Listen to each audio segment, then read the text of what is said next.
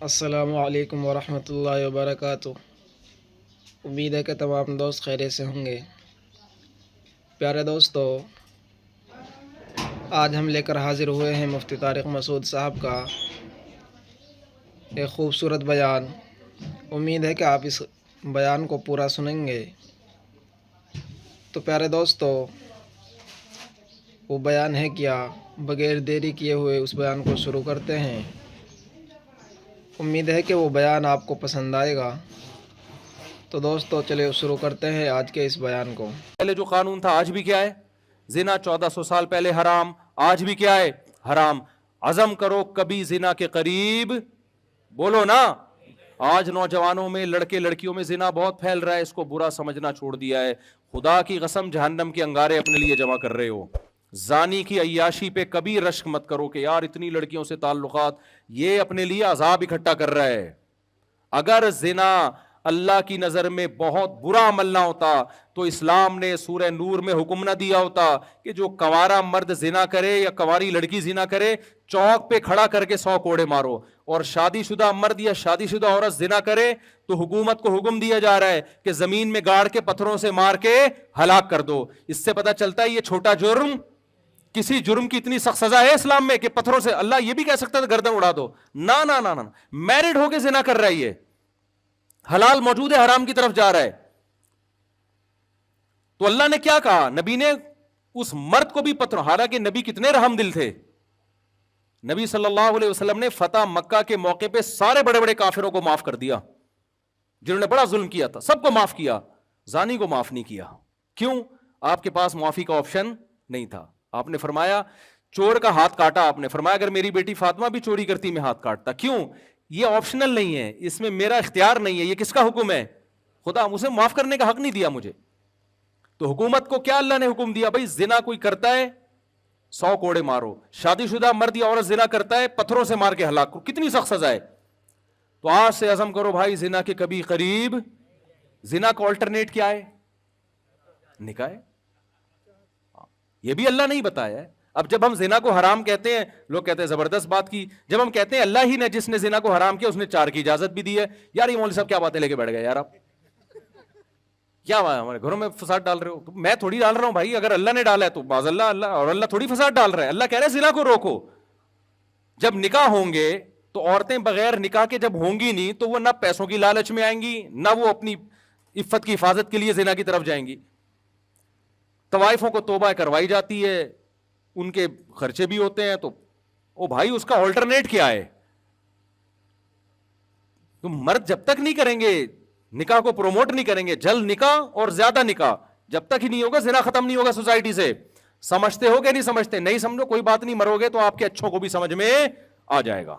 ہاں پھر رو نہ بیٹھ کے۔ بہرحال آپ کو زنا کے قریب جانے کی اجازت نہیں۔ 1400 سال پہلے بھی نہیں تھی، آج بھی نہیں۔ یورپ میں 100 سال پہلے برا تھا یہ عمل، انہوں نے اب لیگل کر دیا اس کو۔ یار میوچل انڈرسٹینڈنگ سے اگر کوئی کر رہا ہے تو کیا اس میں حرج ہے؟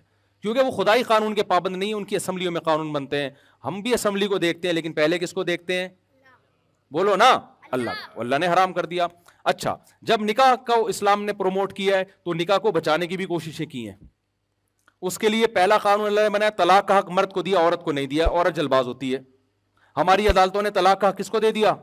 عورت کو بھی۔ آج کورٹ میں عورت جائے 2 منٹ میں اس کو خلا کی ڈگری ملتی ہے، بیلے شوہر صحیح ہو غلط ہو اس کی بحث نہیں ہے۔ تو جج کو میں کہتا ہوں آپ اپنی بیوی کو طلاق دے سکتے ہو، دوسروں کی بیویوں کو آپ طلاق بولو نا نہیں دے سکتے۔ گورنمنٹ یار ہماری بیویوں پہ قبضہ کر کے بیٹھ گئی ہے، کوئی انسانیت ہے یار؟ یہ حقیقت بتا رہا ہوں۔ ابھی تو شکر کرو آپ کی بیویاں گئی نہیں ہیں، آپ کی بیگم گئی کورٹ میں، اس نے کہہ دیا کہ مجھے اس کے ساتھ نہیں رہنا۔ کورٹ پوچھے گی کیا خرابی ہے؟ کوئی خرابی نہیں ہے، مجھے پسند ہی نہیں آ رہا، مجھے وسیم پسند ہے بس۔ میں آپ کو بتاؤں پاکستان کا لا ہے ریٹن میں کہ عورت کو وسیم پسند ہے، 70 سے خلا دے رہی ہے، کورٹ اس کو خلا دے گی، نہیں دے گی جج اندر ہو جائے گا۔ تو یہ قانون شریعت کے مطابق ہے، شریعت کے خلاف ہے۔ اس لیے جو دیندار عورت ہے کورٹ سے خلا لینے کے بعد علماء سے رابطہ کرے گی کہ قرآن و سنت کی روشنی میں یہ خلا ہوا ہے یا نہیں ہوا۔ جو بے دین ہے وہ رابطہ نہیں کرے گی۔ نہیں آئی بات سمجھ میں؟ اچھا، اسلام نے نکاح کو روکنے کے لیے کہا کہ 3 طلاقوں سے نکاح ختم ہو جاتا ہے، اس لیے 3 طلاقیں دینے پر پابندی لگا دی کہ اکٹھی 3 طلاقیں مت دو۔ اب جس کے دل میں خدا کا خوف ہوگا وہ طلاق دینے سے پہلے بیگم جو ہے نا وہ مفتیوں سے پوچھے گا کہ کیا شرعی طریقہ ہے دینے کا. جو خدائی قانون کا پابند نہیں ہے وہ دھاڑ دھاڑ کیا کرے گا. آج ایک بندہ آیا 3 طلاقیں غصے میں لکھ کے اسٹیمپ پیپر پہ, پھر کہہ رہا ہے یار میں غصے میں تھا.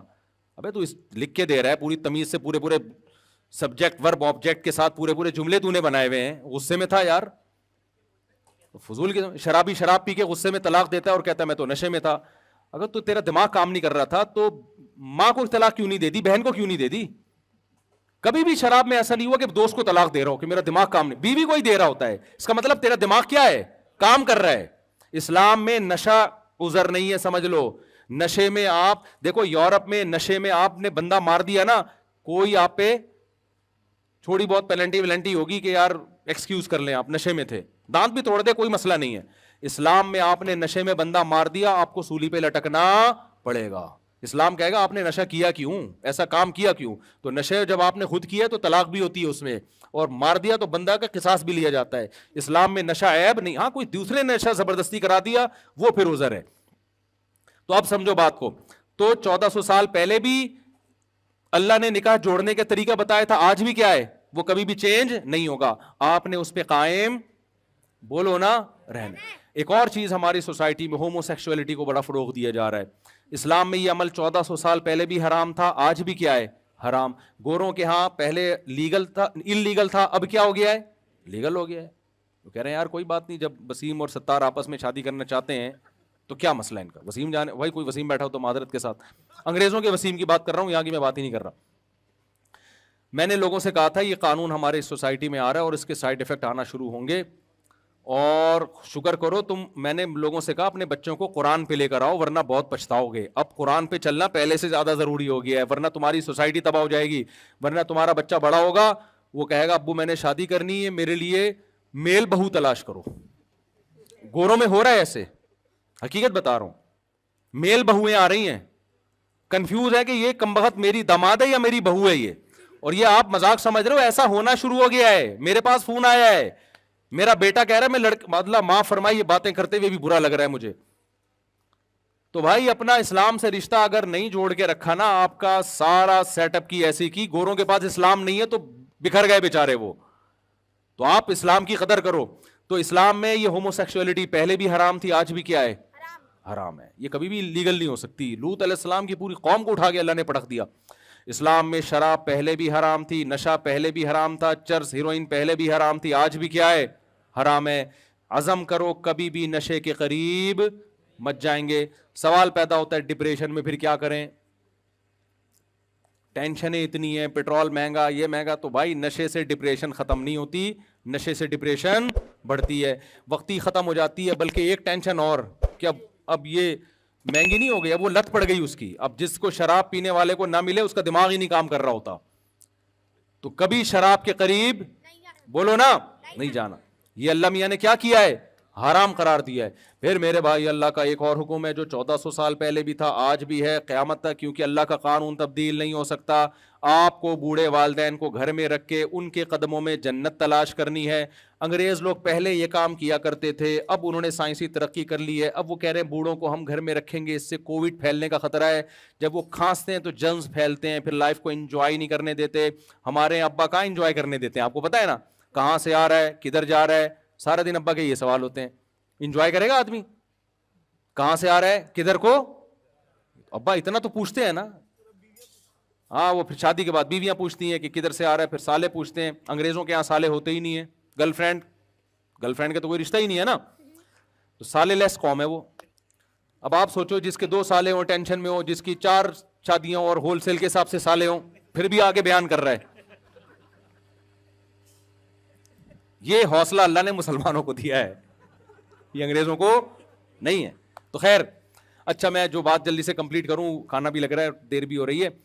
تو آپ نے ابا کو گھر میں رکھنا ہے, اماں کو گھر میں, یہ آپشنل نہیں ہے. اگر کل گورنمنٹ قانون بنا دیتی ہے کہ اولڈ ہاؤس ہم نے بنا لیے, ابا کو وہاں جمع کرا سکتے ہو, ہمارے لیے پھر بھی جمع کرانا جائز نہیں. حدیث میں آتا ہے جس کو بوڑھے والدین ملے اور خدمت کر کے جنت واجب نہ کر لی, اس پہ اللہ کی لعنت ہو. کیا مطلب, بہترین آپشن جنت کا اس نے اپنے ہاتھ سے ضائع کر دیا. انگریز کیوں بوڑھے والدین کو نہیں رکھتا, وہ جنت کو مانتا ہی نہیں ہے. کہہ رہے یار لائف کو انجوائے کرو یار, یہ بڈھا بہت عجیب حالات ہیں وہاں کے. اب میں زیادہ نہیں بیان کرتا, وہ ویزے پہ پابندی نہ لگا دیں کہ میرے, تو ایک دفعہ لگا دی تھی, بڑی مشکل سے ہٹوائی ہے. تو مسئلہ ہے ان کے ساتھ بہت زیادہ. ایک رخ آپ دیکھ رہے ہو, دوسرا نہیں دیکھ رہے تصویر کا. وہ تھینک یو بہت زبردست کرتے ہیں, بہت اچھے اخلاق وخلاق ہیں, میں مانتا ہوں. ہمارے یہاں اخلاق وخلاق نہیں ہے, ہمارے یہاں جو بدتمیزی ہے نا پتہ چل جاتا ہے آنے کے بعد. پھر بھی یار اپنے بوڑھے والدین کو کیا کرتے ہیں, گھر میں رکھتے ہیں. تو گھر میں ہی رکھنا ہے آپ نے, ان کے قدموں میں جنت تلاش کرنی ہے. یہ آپشنل نہیں ہے, یہ لازمی ہے, یہ کرنا ہے آپ نے. تو دوستو آپ لوگوں نے پورا بیان سن لیا, تو بتائیے آپ لوگوں کو یہ بیان کیسا لگا. امید ہے کہ آپ کو یہ بیان پسند آیا ہوگا. آپ کو جیسا بھی لگا ہو کمنٹ میں ضرور بتائیں, اور لائک کریں اور شیئر اس کو ضرور کریں.